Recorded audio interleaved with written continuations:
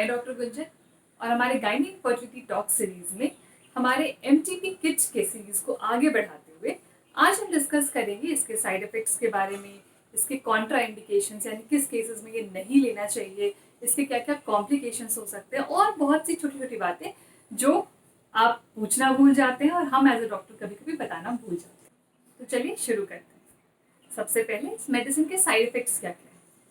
Medicine लेने से आपको नौशिया हो सकता है, वॉमिटिंग हो सकती है, डायरिया हो सकता है, लो ग्रेड फीवर आ सकता है या कई बार पेट में दर्द बहुत सीवियर हो सकता है।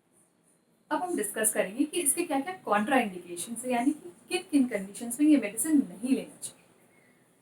तो अगर आपकी हीमोग्लोबिन 8 ग्राम या उससे कम है, तो जैसे हमने पहले डिस्कस किया था कि इस केस में ब्लीडिंग अगर ज़्यादा हो गई तो आप प्रॉब्लम में फंस सकते हैं। तो इसलिए ये मेडिसिन अवॉइड करना चाहिए और दूसरे तरीकों के बारे में डॉक्टर से कंसल्ट करना चाहिए।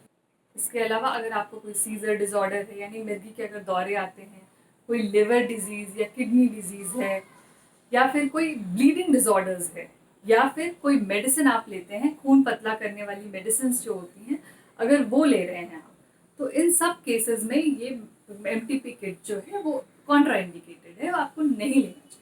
अब बात कर लें इसके कॉम्प्लिकेशंस के बारे में। तो जैसे हमने पहले डिस्कस किया था कि कुछ केसेस में बहुत हैवी ब्लीडिंग हो सकती है, कुछ केसेस में इनकम्प्लीट अबॉर्शन हो सकता है, यानी कि बच्चेदानी में कुछ हो सकता है कि आपके प्रेगनेंसी के अंश बच जाए, पूरा कंप्लीटली अबॉर्ट नहीं हो।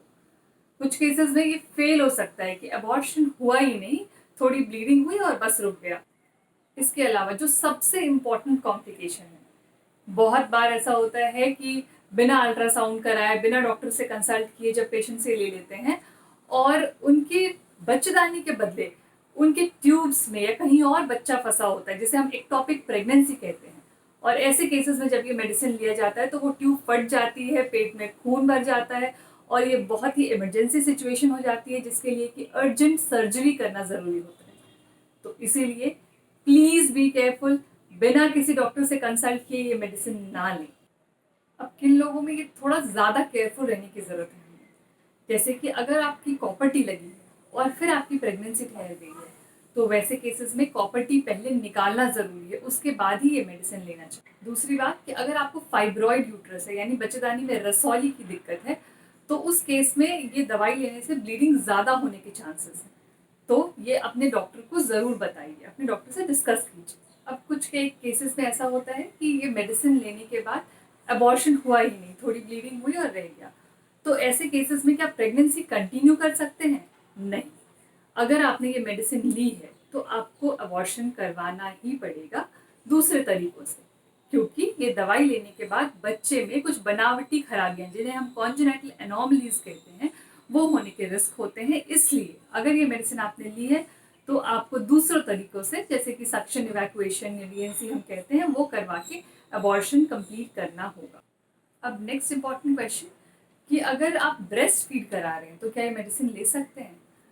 तो मेडिसिन तो ये ले सकते हैं, लेकिन ये मेडिसिन लेने से पहले एक बार आप फीड करा लीजिए और मेडिसिन लेने के बाद 4-6 घंटे फीड ना कराएं। अब इस पूरे प्रोसेस के दौरान कब आपको अपने डॉक्टर से इमीडिएटली मिलना चाहिए? तो अगर आपकी ब्लीडिंग बहुत हैवी हो रही है, यानी कि हर घंटे अगर 2 से ज़्यादा पैड आपके खराब हो रहे हैं और ऐसा 2 घंटे तक हो रहा है, तो आपकी ब्लीडिंग हैवी है और आपको अपने डॉक्टर से मिलना चाहिए। इसके अलावा अगर आपकी ब्लीडिंग 2 हफ्ते से ज़्यादा भी कंटिन्यू हो रही है, या फिर आपको वेजाइनल डिस्चार्ज हो रहा है जिसमें कि फाउल स्मेल है, या आपको फीवर आ रहा है, ज़्यादा चक्कर आ रहे हैं, या फिर आपके पेट में बहुत सीवियर दर्द हो रहा है, तो इन सब केसेस में आपको अपने डॉक्टर से इमीडिएटली मिलना चाहिए। अब जाते जाते जो सबसे इम्पोर्टेंट चीज़ मैं डिस्कस करूँगी वो ये है कि अपने अबॉर्शन कंप्लीट होने के बाद आपके प्रेग्नेंट होने के चांसेस फिर से उतने ही हैं, तो इसलिए अपने लिए एक सेफ कॉन्ट्रासेप्टिव चूज करें। और अगर ये अबॉर्शन का प्रोसेस ख़त्म होने के 6 हफ्ते बाद तक भी आपके पीरियड्स नहीं आते हैं तो अपने डॉक्टर से मिलें। उम्मीद है ये जानकारी आपके लिए हेल्पफुल होगी। और अभी तक अगर आपने मेरे चैनल को सब्सक्राइब नहीं किया है तो सब्सक्राइब करें, ताकि आपको आगे के वीडियो के नोटिफिकेशंस भी मिलते रहें। Thank you. आप अपने क्वेरीज या सवाल नीचे कमेंट बॉक्स में डाल सकते हैं या मुझे व्हाट्सएप कर सकते हैं। मैं कोशिश करूँगी कि उनका जवाब दूँ। और अपॉइंटमेंट या ऑनलाइन कंसल्टेशन के लिए नीचे लिखे लिंक पर क्लिक करें।